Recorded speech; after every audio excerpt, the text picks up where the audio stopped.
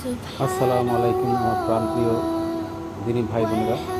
সাম্প্রতিক সময় ফরিদপুরে একটি মর্মান্তিক দুর্ঘটনা ঘটায় আমরা আন্তরিকভাবে দুঃখিত।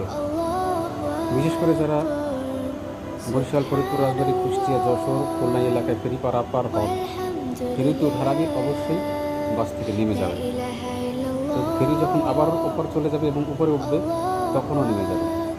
এই সাবধানতা অবলম্বন করলে দুর্ঘটনার হার শতভাগ নামিয়ে আনা সম্ভব।